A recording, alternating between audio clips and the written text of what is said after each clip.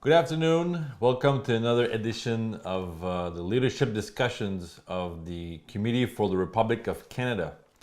And today we're going to talk about one of the main issues developed by the LaRouche movement, the idea of a national credit and national banking.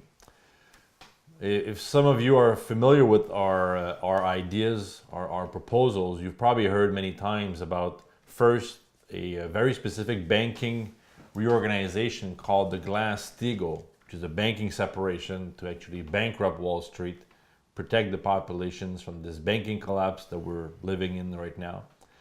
There's another policy called the North American Water and Power Alliance, which is an enormous water project for North America, which also involves the development of nuclear energy and nuclear fusion. There's another issue, national credit, national banking, that some of you might be less familiar with, simply because it's not that it's difficult to understand, but because of the education program that we have in Canada, United States, and elsewhere, when people think about the economy, when they think about credit, they think about debt, their credit card debt, they think about money. And people have really been brainwashed on this question of economics. So they forget actually the essentials that we're going to go through, Matt and I. And one of the challenge today, one of the target is to help you and your friends to understand what this idea of credit is and to finally forever toss the idea of money as being the essential part of economics. So Matt, if you want to go, if you want to start. Yeah, sure. Well, the key point that LaRouche has been laying out in many of his latest webcasts is that knowing that we are currently on the verge of World War III, that this is not about Syria as we've gone through in past videos. This is about a war which will escalate to a confrontation between a collapsing system of NATO, all of those countries that are under the IMF, the British, the Anglo-American banking structures, which are now melting down, and those countries that are being propelled into bombing Syria, Iran, and fundamentally a war that'll lead directly to Russia, China, and many of the Asian countries. And this is part of a bigger program that has been laid out for one world government and depopulation. This is not something that started yesterday, it's something which has been ongoing since the death of Franklin Delano Roosevelt, who had a different idea for what the post-war world was going to look like from that of Churchill and his lackey Truman. So now we're coming to a point where we have a choice, where we're looking at two potential futures. One based upon reorganizing our economy around a national mission that's contributing to an international policy for the survival of the species. You mentioned the North American Water and Power Alliance being a big one, which is necessary if we're going to avoid mass genocide on this continent and beyond.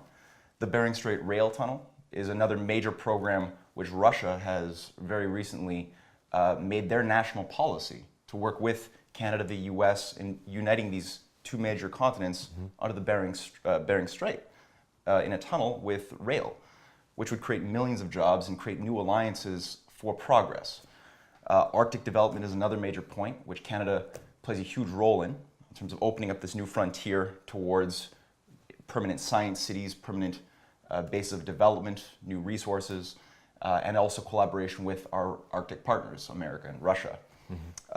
Finally, space exploration has got to be the key as well. We know we have millions and millions of major rocks across our orbit, floating in and out of Earth's orbit between Mars and Venus. We know that these do periodically hit, as the case of Russia would attest just this very year, when a small one blew up in the atmosphere over Russia and 2,000 people's eyes were taken out. That was sort of a slap by the universe to humanity to say, well, look, if you don't think big, we're not going to tolerate you being we, the universe. So for these types of big projects of such magnitude requires projects and energy of a similar magnitude to let this potential become unleashed. You can't do this with a world of fossil fuels and coal. You couldn't do this with, absolutely, you could never do this in a world that goes for green energy policies, where the heat density is of magnitudes lower than even fossil fuels, you need to have necessarily an advanced and ambitious nuclear policy with an intention to go to thorium, of which Canada is greatly endowed with, some of the greatest thorium resources and deposits in the world. We have great scientific capabilities on the question of the CANDU reactors, and they're compatible with thorium. Now also, we have to have the intention of breaking through to thermonuclear fusion, which is what LaRouche has been saying now. We have to use these projects as a guide to get mankind to the next level of human potential with a breakthrough in the use of thermonuclear fusion. So to do this requires a rediscovery of the principle of economy. As you said, most people have been brainwashed by an imperial education to not understand what a real economy is based on. It's not your personal debt, it's not money as such. There's another principle embedded in it. And this is what we're going to go through today. So in the Friday webcast, this last Friday's webcast, LaRouche made a very quick point that there's a difference between a monetary system and a credit system. When he said, what we have to do is simply understand what the principles are, which the United States, implicitly Canada, and Europe too, have almost lost memory of what the principles are. The principles are a credit system, not a monetary system. In other words, the monetary system, somebody puts out paper money or similar things as paper money. They say, now you can use our money, our paper money, and you can go into debt to use that money. And that creates the usual monster we get as a result. That's how the depression cycles and so forth occur. So whenever you see the famous mythology that there's just a natural cycle of ups and downs and bulls and bears in the marketplace of depression and growth and depression and growth, this is not an intrinsic component of an economy. That's an intrinsic component of a debt-based monetary system.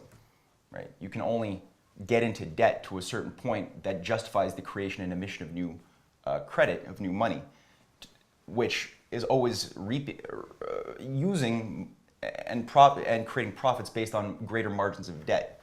That gets into speculation and things which create certain limits that, as all limits and all bubbles necessarily have as a quality, as they pop, both in physics and in the human world too.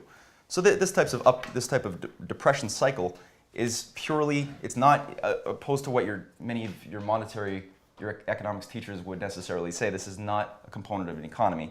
This is what you're doing. This happens when you're doing something wrong. LaRouche goes on. He says, if you, on the other hand, operate on a credit system, what you do is you look at what the productive powers are and how they're organized in the nation. For example, it used to be farmers would have one period where they would be doing the work and not getting much income out of it until they harvested it. It couldn't realize the benefits. But once they harvest it, and the thing changed, because now you get other forms of productive employment and they cut in. And that was what was done by Alexander Hamilton. That is the first Treasury Secretary of the United States. He ran a cyclic system where every part made a contribution to the system, and every part participated in the contribution to the system. So this idea of a cyclic system is not what we just went through. This is a different idea. This is the idea that, yes, everything when you breathe, everything in life has a certain cycle, right? Breathe in, breathe out, day, night. You have a process of cycle, but it's not governed by some state of equilibrium of the markets where things go back to square one. Yeah, money is not your measure. Exactly. So there's an idea of progress, where Alexander Hamilton pointed out that, yes, your farmer will reap his harvest at a certain point, but this is going to have to collaborate with the growing potential for new technologies and industry in the cities, which will then feed back onto new forms of technologies on the farm, new tractors, new things. This will feed the people in the cities, and the purpose of Hamilton was to say that it's the increase of the productive powers of labor through the increase of the powers of mind which determine the value, right? So it's the quality of mind that actually determines how money is permitted to behave and where channels of investments are going to be located. Canal building versus building casinos. So, and it's the idea of the nation as a whole. You have a concept of a system as a nation and every part not fighting against each other for scraps as we see today with certain types of farmers in dairy fighting against the farmers in wheat, because when the price of biofuels goes up, the price of wheat goes up. It's good for the wheat farmer. They can get more profit, but for the dairy farmer, for the cattle farmer who has to feed their cattle and thus pay more money, they get screwed. So they hate each other, and you have the parts fighting against each other. Yeah, it's the whole idea of you have a pie. There's a pie full of money, and you have to divide that pie, and the pie will never change. It's that. Well, actually, what we're trying to say is that when you bring the idea of the mind, that the mind is your measure for whether you're going to improve economically or your culture or your society is going to improve, or if you're going to just crash and die like today. Exactly. Yeah. So this is where LaRouche has really gotten through that since the 1990s, when he unveiled this device to get people to conceptualize what's really going on. I mean, he's been saying this in other words since the 50s and 60s, but really he put this forth in the form of a triple curve in the 1990s, and it's been updated on several occasions. We can post up on the screen for our audience the most updated version. And what you see is that there's three curves and there's one function. This is one process, right? And you have on the two top curves, you have what you're typically taught in school is the monetary aggregates, the financial aggregates, which, you know, the monetary is the sum of the money supply that's being increased at a hyperbolic rate when you just look at this thing since the early 1970s, which is where this curve sort of begins.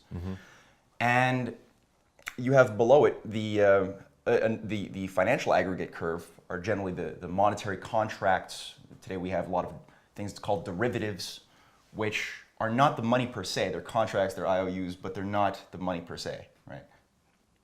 These two things are generally what we learn about in school, in an economics program, that we can create certain derivative formulas, Morton Scholl's, you know, whatever type of thing you want to create to sort of make profit now. But what people have lost the sense of is the third and most important curve, which is the collapsing one at the bottom, the physical, productive economic input-output, right? The investments into your physical economy, agriculture, industry, infrastructure. And this is where the real crisis resides. And LaRouche has pointed out that, look, we really haven't, if we're honest to ourselves and we take this triple curve into real consideration, we have not had any real growth since the time of John F. Kennedy's assassination. Now people would say, oh, but there's been population growth. Our populations are now 7 billion. Back then they were 2 billion. You know, there's been, we've had new technologies introduced. There's growth. There's more money now than ever before. Of course there's growth. And that's the fallacy that we really have to carve out of our cultural paradigm fast, because that's what's killing us. Because what LaRouche is saying here, that this perceived growth, and you could use the example of a slumlord, how, you know, the question could be put, how is it the case that the slumlord produces more profit than your respectable landlord in an apartment building, right? Why is that the case? And the answer would be that, well, if you actually look at the building that a slumlord maintains, well, all of the profits that he's putting on the margins of his books as profits are actually the absence of investment into the building's basic infrastructure. You know, things are falling apart. There's leaky water systems. There's, you know, everything. It's just the building is a slum, right? So those are not real profit. That's called fictitious capital. It's fictitious profits. If you're a mathematician or an accountant just looking at the books, you'd say, wow, what a great businessman this guy is. You know? Yeah, we could look also, I think, when we look at things like the video game industry in Canada, which is very big, and then you would see a nation, a government financing that kind of industry, but letting infrastructure, agriculture, education collapse, but still claim they're making profits. So there's no problem. Yeah. But you're losing, as your example shows, you lose the basic infrastructure for your whole population to make money, but your economy is crashing. Although, you know, the graphics and all that stuff is getting better, but that's not real economics. They're just entertainment. It's like the new Hollywood. Exactly.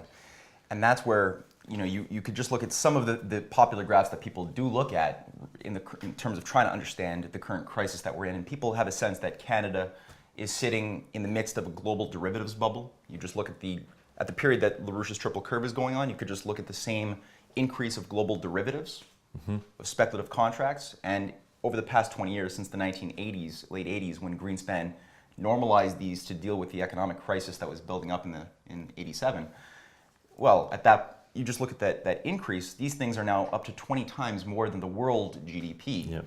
Itself doesn't mean very much. But this is what Canada's locked into. Our Canadian banks have upwards of $22 trillion of exposure of these derivative contracts. They mean nothing. It's fictitious capital. You look at the housing bubble that we're sitting on. The average house cost of a house in Canada is now well more than it was right before the US housing bubble popped in 2007. So these are things that a lot of people popularly look at. But again, the problem is they're thinking, when they're trying to problem solve it, they're thinking in terms of a monetary framework. And this is what we're really going to get at, because the triple curve, that third curve that's collapsing is the key. And how does this manifest in Canada? That's the lesson of the day. And the 3 points that the current financial collapse is hitting us the most in the physical sense is you have the collapse of our infrastructure, the collapse of our manufacturing, so an ability for a nation to produce for itself. That doesn't mean produce, like you said, video games, but rather produce things that are in the vital need of that nation to exist. These things that's been destroyed. And the cultural collapse. We're sitting in a world where the young people under 25 or just don't have any incentive to do any work, because they see that the society that they're a part of is ugly. It's collapsing. There is no future. They've got their video games, they've got their drugs, but there's not really much incentive to really make yourself a better person or to keep yourself in a state of a disciplined identity. There's just nothing there for that. It's more of the cultural morality is what can you get away with and how good can you feel. Can you accelerate your pleasure and minimize your pain in the most efficient way? And that's currently the current morality. So this is the real. When LaRouche warns of a dark age for mankind, this is what he's looking at. Now, I'll just bring up on the 3 points, or at least the first two I think are important. The 2007 Canadian Federation of Municipalities report on infrastructure is a very good example for Canadians about what the hell is really going wrong, because Syed Mirza, who's a McGill Engineering Department chair, had been commissioned to head an inventory of the state of Canada's infrastructure across all municipalities in 2007, and the results were startling. I mean, the conclusion is that not only do we have a $127 billion infrastructure deficit right now, but 80% of our municipal infrastructure is structurally deficient, right? That's big. Now he's looking at sewage systems, water management systems, electricity grids, things that bridges, like the Champlain Bridge, which is ready to collapse here in Montreal. He was looking at how did this get this bad? And we could put up a chart where in the report, he elaborates that 41% of Canada's municipal infrastructure is less than 40 years of age. 31% is 40 to 80 years of age, right? Usually infrastructure can last, like a bridge, about 40 years before you start needing to upgrade it. And you always have to maintain the basic maintenance of such systems. 28% is between 80 to 100 years of age. And what Mirza points out in this it's called, I don't know if I said this, The Danger Ahead, the Coming Collapse of Canada's Municipal Infrastructure. It's the name of the report, which anyone can look at online. Is that from 1955 to 1977, there was an approximate 4.8% growth per year of investments into new infrastructure. And from 1978 to 2000, around that period where you see that major collapse of the triple curve's bottom line, that dropped down to 0.1%. Big collapse. Yeah. And he said, even though we have seen in past 2000 an upsurge in investments into these things, it's not even coming close nearly to making our infrastructure anywhere near usable in a safe way. And there's no money for it. The people don't have a sense of where's the financing going to come from. And later on, we're going to get it. How do you actually reconcile this problem? But for the time being, it's not just the infrastructure. We said manufacturing collapse too. Since 2002 to the present, we have lost in Canada 630,000 manufacturing jobs. So those jobs which are not just Walmart, paper, or plastic, but rather people working in the machine tool sector, highly trained. That's a quarter. That's a quarter of the total. Right. That's huge. Mm-hmm. And you can also think about you talk about the collapse of infrastructure, but look at the infrastructure that should be there, which is also something that was cut. And we've seen recently, for example, the flood in Calgary. We had Toronto a little bit before. Before that, we had Manitoba and Quebec, Saint-Jean-sur-Richelieu. Huge floods, billions of dollars of damage. Mm-hmm. And these are the kind of infrastructure that should have been put in place a long time ago, but for budget cutting reason, they weren't. That's right. And you could also look at the types of crises that if you look at what is Vancouver, the entire West Coast right now is facing death when we know that the Cascadia subduction zone, it can pop at any moment, and a major earthquake can hit off the coast of the Pacific. That would wipe out, Fukushima would be nothing compared to something like that. And I think from there we can look at the problem of the way people understand this idea of debt, right? Because today, if members of government or the population, a lot of them, they're just convinced we got to save this dying system. We're going to save Wall Street because it's money, they have money, they take care of the money. Let's save them. Well, actually, if they had a proper understanding of economics, they could just laugh at those guys and say, oh, okay, well, lose your job as a banker, I'll give you one as a farmer, and then you can be productive for the rest of your life. And right. It'll change it. But can you say a few things on that, this idea of debt, and also maybe something about the Bank of Canada based on that? Absolutely. Because this is the thing, a lot of people that we encounter who are somewhat good on the point of the National Bank, of the Glass-Steagall, the need to have a Glass-Steagall reform, letting all of the speculative debt be separated from the real physical economy. A lot of people, especially in the NDP party, we find, are very good in their sensitivity to these needs.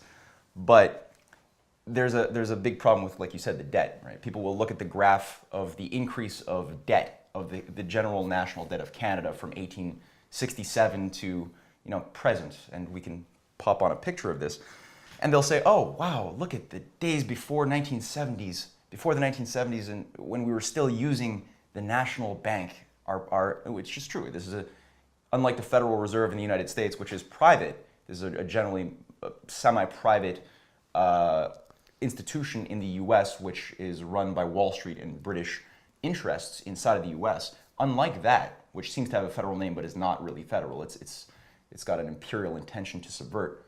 The National Bank is, in a sense, it is a crown corporation. It is, in a certain sense, a public institution, which it's true before the 1970s when we were using that to provide loans to the federal government, to the provinces at very low interest for its infrastructure and other needs. Our debt never exceeded $23 trillion. That never happened. And then at a certain point when Pierre Elliott Trudeau, one of the worst things that have ever happened to Canada, which should piss a lot of our viewers off in a good way, because we can actually prove why what we've just said is true by going to our website and reading some of the work we've done in history. When Pierre Elliott Trudeau removed the use of the National Bank from what it was as a loaner to the government, right, and gave all of the rights to issue those government, provincial, and federal loans to our big private banks, right? Today it's the big six. It's true, our debt, literally, you could just look at that curve, and that thing skyrockets to, today it's over 600, I think it's around $616 billion. And you think, wow, for all of that debt, we must have gained a lot for that, right? But no, as we said, our infrastructure is still collapsing. Our manufacturing, our physical productive jobs have been destroyed. We've got nothing for it. We've just created a cancerous, tumorous debt bubble in its place. So what exactly is this debt? It's nothing. It's a trap. It was always a trap. And you could look at the fact that this happened. It necessarily had to happen directly after the Bretton Woods system was taken down in the U.S., floating the global dollar on the fixed exchange from the fixed exchange rate that it was under the Bretton Woods to becoming a floating exchange rate of speculation and debt. France did the same thing with their bank at that same point, not using the national bank and going to the private parasites. So this was a time bomb that was built into the system. The intention was always to create a system that would self-destruct, with the intention of introducing a solution, a Hitlerian solution, to advance a program which the British failed to do when their Hitler puppet failed them in the 1940s. Right? Yeah, and I think if we look at I think when you look at all these things, you're wondering, well, how can we know if our country goes into the right direction? How can we know before the policies are implemented that we're going to go in the right direction? Yeah. And I mean, we've talked about, Lyndon LaRouche mentioned many times this conception of anti-entropy. Yep. And recently, the idea of economic leapfrog, where a country, like when we look at all the destruction in infrastructure, all the laissez-faire, are we to rebuild the same thing?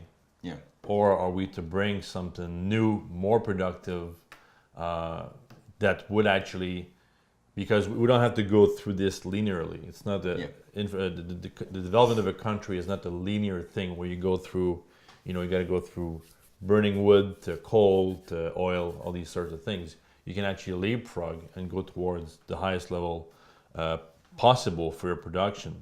And can you say a few things on that? And if there's any examples in Canadian history? Absolutely. Before I do, though, just because what you've just said is important. The fallacy of the Bank of Canada, I didn't get a chance to quite say that, but this plays into what you just pointed out, is that as a crown corporation, I said it was sort of public, but in reality, as a crown corporation, this is under the control of the crown, right? And the structure of the Bank of Canada was always maintained to be used and operate under a British monetarist accounting system, where you have an idea of perfect balanced equilibrium, where the budgets always have to be balanced. And thus, in that type of framework, the idea of a high investment intensive program like John F. Kennedy's space program, which was vectored around the idea of leapfrogging beyond, not just going gradually from one sort of energy, one sort of technology to gradually another. That can't work. You need to skip a whole bunch of useless steps and go to fusion power. You need to go to the next framework, which under a monetary system under which the Bank of Canada is currently operating, which we have to change, that can't occur. You can't invest the way you need to. And you could just see it in Article 18 of this charter of the Bank of Canada, which I can just briefly read out here. Where it says under Section J, it says the Bank of Canada may make loans to the Government of Canada or the government of any province, but such loans outstanding at any one time shall not, in the case of the Government of Canada, exceed 1/3 of the estimated revenue of the Government of Canada for its fiscal year, and shall not, in the case of a provincial government, exceed 1/4 of that government's estimated revenue for its fiscal year, and such loans shall be repaid before the end of the first quarter after the end of the fiscal year of the government that has contracted the loan. A pretty serious demand there. That's a very serious demand. So it's fine, if everything is already set well in place and you're not on the verge of a collapse, sure, maybe you can maintain a certain practice of using zero interest loans to keep your provincial infrastructure financed. Maybe you can make a little bit of new stuff too. But that's a big clampdown if you want to build something as grand as the North American Water and Power Alliance, which requires literally moving, we're talking about 100 million acre feet of water per year down from the Yukon and Alaska down into Mexico and into the Great Lakes. To do something of that magnitude or space exploration, you could never accomplish it with that type of mental obstacle. So you need to really, we need to really look at, as you said, this question of how does the increase of energy flux density determine the behavior of money, and how has the American credit system of Alexander Hamilton, which people like Franklin Roosevelt, people like Abraham Lincoln, and even to a degree John F. Kennedy, how were these people able to activate that Hamiltonian principle in recent history to overcome the limits to growth that were facing them and express this increase of energy flux density in the most perfect way. And because this is what Canadians really need to learn fast. And as you said, we do have a few examples, fortunately, in our history that we can use as a reference point when the Bank of Canada almost functioned this way. Almost. I would say in the case of World War II, after the bank was nationalized in 1937, we did have a certain idea of a victory bond. So there was a national mission to win the war as a national mission. And the victory bond issuances were governed by the needs to increase the national productivity, to build the tools necessary to fight the war against Hitler. That was one good example. But again, that didn't last very long after the war. And we soon got back into an anti-Roosevelt Keynesian framework. Canada was one of the first countries in the world to fully adopt a Keynesian approach to economic planning, which was one of our greatest death knells. But again, I think the second point that we have as a reference in our history was a very important lesson. I mean, this is the failed attempt by one John Diefenbaker to develop his Northern Vision. And this is important because, I mean, Diefenbaker was a guy who had a lot of problems, and we've written about him in our Canadian Patriot review, which people could check out online on our website, thecanadianpatriot.org. But what he was a lover of progress. He was an admirer of Lincoln. He was an admirer of Roosevelt. Sadly, he was also an admirer of the British system and of the Queen, which made him very blind to certain operations being run against him. But he was a lover of progress, and that animated his planning to overcoming a huge crisis that he had encountered when he entered office in 1957. And in 1958, the solution came to him and a group of his brain trust who were into problem solving. They weren't into party bickering or anything, but their idea was, look, we've got a recession, which the world was plunging into. The recession that began in 1957 with the collapse of a bubble built into the auto sector, and that spread around the world. So that recession was making it very difficult to achieve his promises for sort of a new deal for Canada. He called it his Northern Vision, right? This idea of going to the new frontier of the Arctic and beginning to expand civilization, not just by raping the resources of the Arctic and plummeting it in a hewer of wood and drawer of water approach, as Canada has been sucked into for most of its history, but rather build scientific cities, open up new regions for permanent habitation, rail development in the Arctic, And this idea that really stimulated and excited the Canadians' imagination, which is why they swept him into office on the biggest majority of any government in history.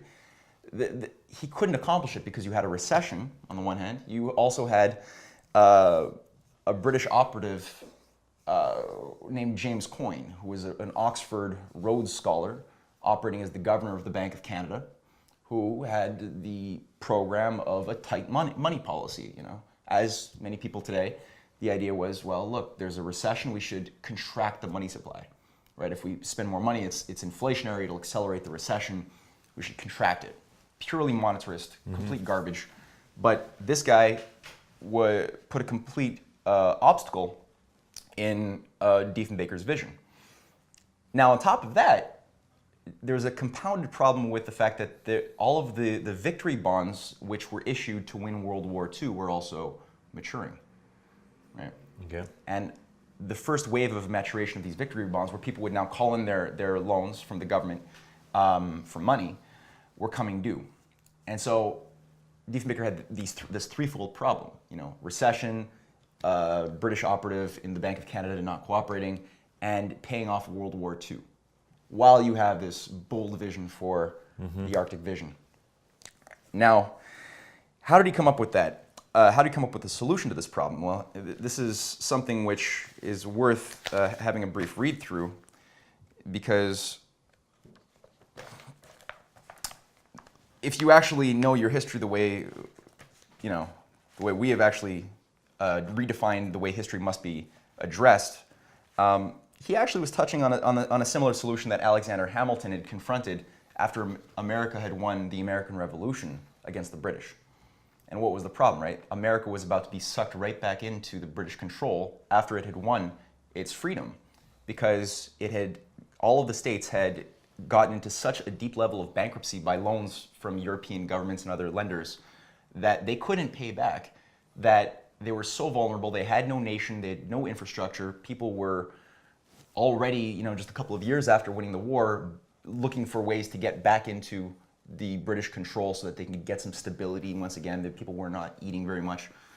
And Hamilton's solution to this problem was something similar. He said, well, let's take all of the state debts, federalize them, so all of these bad debts, let's federalize it into we'll convert that into a productive loan, a productive credit, into the reinvestments through a national bank of America into our vital infrastructure, our canal building, our schools, And this is the way the U.S. was able to overcome its paradox and build itself into the most productive nation in the world within 2-3 generations of the American Revolution.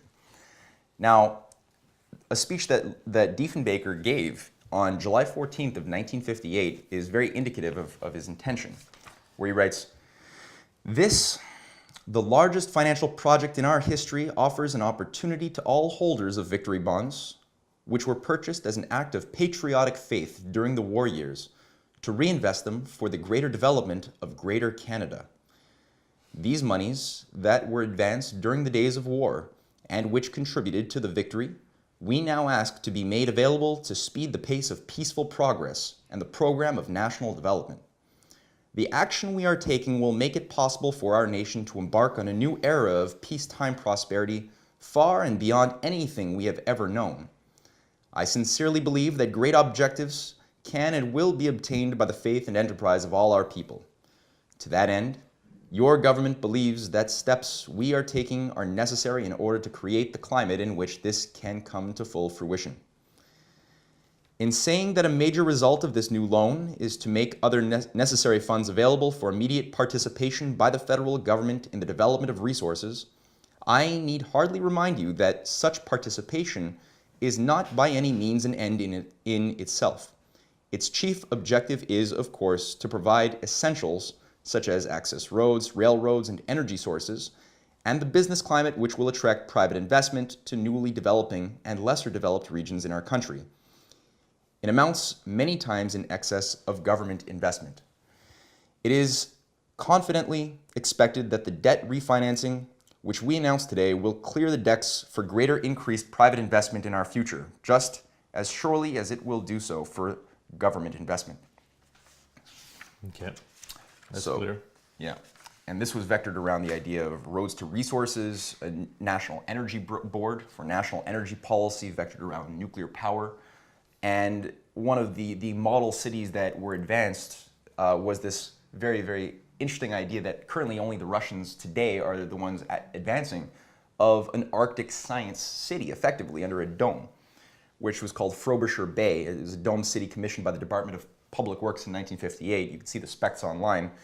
And $75 million was designed to go into this in order to house 4.5 million people, their families, with all of the amenities of a comfortable city in Toronto, in the Arctic. And today it's around Nunavut. I think it's actually the capital of Iqaluit. Yeah. So this is the type of vision which, like Diefenbaker says, would have created a wealth that would have far outpaced the necessary investments, the starting investments, which is the essence of a credit system, right? As an essence. I think from there we can say, because we've been talking at the beginning, we're talking about nations fighting for their survival against an imperial system. And this imperial system uses that idea of money being the center of economics as a way to control people, so that nations like today, they will try to find as much money as they can. So they're going to cut in their budget, they're going to cut healthcare, they're going to cut pensions like we've seen in Detroit in the United States, or they're even just going to sell their infrastructure to public-private partnership saying, hey, we're saving money, we're not taking care of it, and these guys are in charge because the private sector supposedly has some money. So this is all a big fraud, and I think we can say, in a sense, we don't need Wall Street, but we need engineers and we need thinkers. That's your basis for your economy. So from this standpoint, how do we solve this problem? How do we really go towards actually connecting back to what guys like Diefenbaker were trying to do?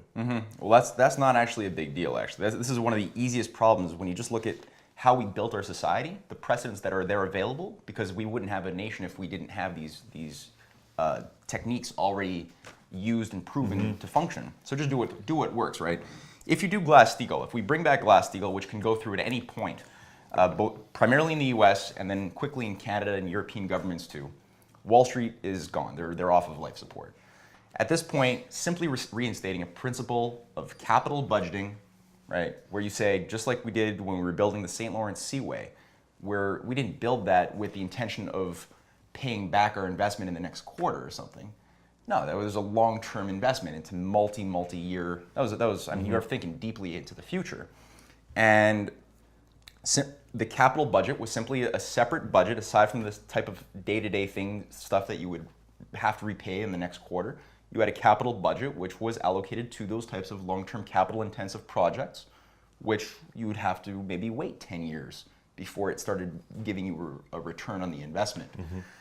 Capital budget is something which we stopped using when around the period that the Bretton Woods was destroyed and the Bank of Canada was ceased to be. I mean, today we could say it's used, but it's really used for nothing much more than adjusting interest rates, which is not exact. That's just a subsidiary of the world speculative bubble, because the interest rates in Canada at this point are just being used to prop up a global bubble in various types of games. But I mean, when we were still using it, you had a capital budgeting system. You had a parity pricing system, or at least Canada almost touched on it. They were using it in the U.S. and Canada in our agriculture. We didn't fully use it in much of our agriculture fully, but we were moving there, where you simply say, well, parity pricing, unlike what we do today, where it's the markets that determine the value of a commodity, which is why farmers, for example, haven't made a profit on average since the 1980s, because they're competing with things like Monsanto that can outproduce and undercharge any small or medium farming enterprise or slave labor. So these people haven't made a profit, and the reason why they exist is simply because of government subsidies that have kept these farmers barely with the nose above water. Yeah. So parity pricing simply meant that the price of your good was tied to it was on parity with the cost of your operative production. So if it costs you, $30 to produce a barrel of oil, well, a bushel of wheat, maybe it costs you much less, but let's say that price that it costs you, the price that you'll get on the market cannot be lower than what it costs you to produce. Yeah. It can fluctuate a little bit, but there's a certain minimum, and nor can it be higher than what people can afford to pay. You're not going to let people starve. It has to be based on the economic production of your country, not an arbitrary rule that somebody set up in some other country for a banking institution. Exactly, and this is something which we still have to a certain degree with our poultry and dairy in Quebec, in the Quebec farming. It works fine, but it under the framework of globalization, no, you could say it doesn't work. But as it is in a competently run economy, that's just a necessary thing, Yeah. So just capital budgeting, as a principle, bring back a concept of parity pricing for basic goods and services, which otherwise, without them, your nation would collapse. And then all of a sudden, with the stability built into the system, or re-won once again under a Glass-Steagall standard, now all of a sudden, nations like Russia, India, China, Iran, Syria will be able to work together with us as our allies in mutual development projects. We have so many interests on a world which is being hit by cosmic radiation, which is being hit by potentially asteroids, we have enough problems in the world outside of what the oligarchy and the British Empire is causing us to allocate our resources to problem solving, to overcome. Yep. So on this, I invite people to go on our website, communityrepubliccanada.ca. Also, we have this new website called CanadianPatriot.org, where you can actually consult various of the magazines that we've been putting together, a magazine called the Canadian Patriots, which goes through a little bit what we've been talking about. We had some new material, but do consult these magazines and contact us to get active. You can call us at 514-461-7209. Our email is crclarouche@gmail.com. There's a lot to do. Consult our website to know more about national credit, the Glass-Steagall proposal, and the North American Water and Power Alliance project. And thank you for tuning in, and see you soon.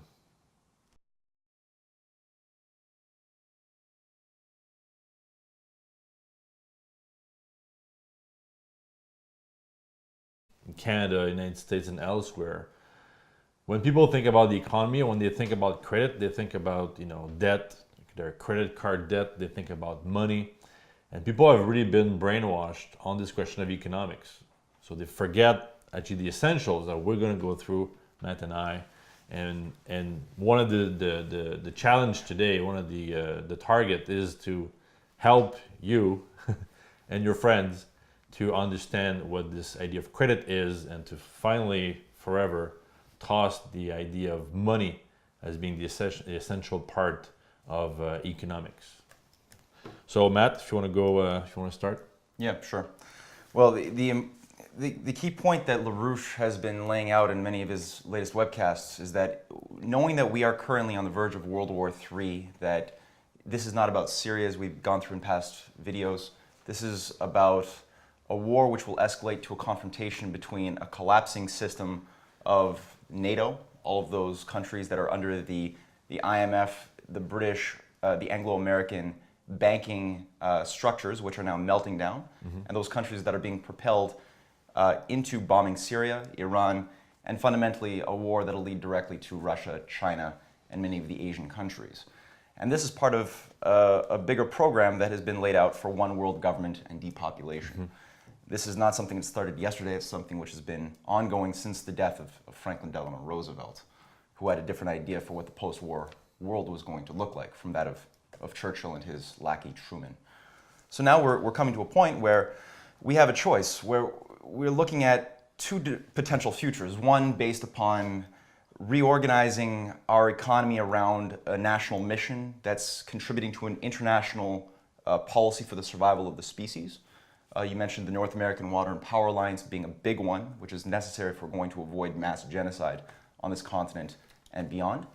The Bering Strait Rail Tunnel is another major program which Russia has very recently made their national policy to work with Canada, the US, in uniting these two major continents under the Bering Strait in a tunnel with rail, which would create millions of jobs and create new alliances for progress.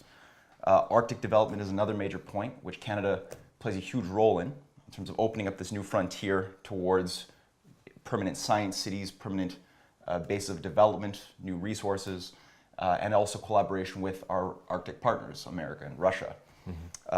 Finally, space exploration.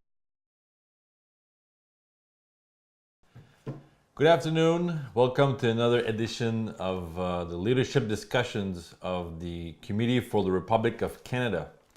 And today we're going to talk about one of the main issues developed by the LaRouche movement, the idea of a national credit and national banking. If some of you are familiar with our ideas, our proposals, you've probably heard many times about first a very specific banking reorganization called the Glass-Steagall, which is a banking separation to actually bankrupt Wall Street, protect the populations from this banking collapse that we're living in right now. There's another policy called the North American Water and Power Alliance, which is an enormous water project for North America, which also involves the development of nuclear energy and nuclear fusion. There's another issue, national credit, national banking, that some of you might be less familiar with, simply because it's not that it's difficult to understand, but because of the education program that we have. Exploration has got to be the key as well. We know we have millions and millions of major rocks across our orbit, floating in and out of Earth's orbit between Mars and Venus.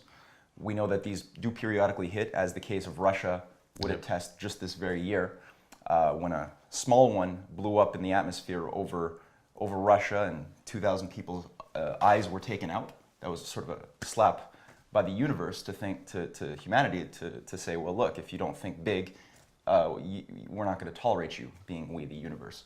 So for these types of big projects of such magnitude requires projects and energy of a similar magnitude to let this potential become unleashed. You can't do this with a world of fossil fuels and coal. Mm-hmm. You couldn't do this with, absolutely, you could never do this in a world that goes for green energy policies, where the heat density is of magnitudes lower than even fossil fuels. You need to have necessarily an advanced and ambitious nuclear policy with an intention to go to thorium, of which Canada is greatly endowed with, some of the greatest thorium resources and deposits in the world. Mm-hmm. We have great scientific capabilities on the question of the CANDU reactors, and they're compatible with thorium. Now also, we have to have the intention of breaking through to thermonuclear fusion, which is what LaRouche has been saying now. We have to use these projects as a guide to get mankind to the next level of human potential with a breakthrough in the use of thermonuclear fusion. So to do this requires a rediscovery of the principle of economy. As you said, most people have been brainwashed by an imperial education to not understand what a real economy is based on. It's not your personal debt, it's not money as such. There's another principle embedded in it. And this is what we're going to go through today. So in the Friday webcast, this last Friday's webcast, LaRouche made a very quick point that there's a difference between a monetary system and a credit system. When he said, what we have to do is simply understand what the principles are, which the United States, implicitly Canada, and Europe too, have almost lost memory of what the principles are. The principles are a credit system, not a monetary system. In other words, the monetary system, somebody puts out paper money or similar things as paper money. They say, now you can use our money, our paper money,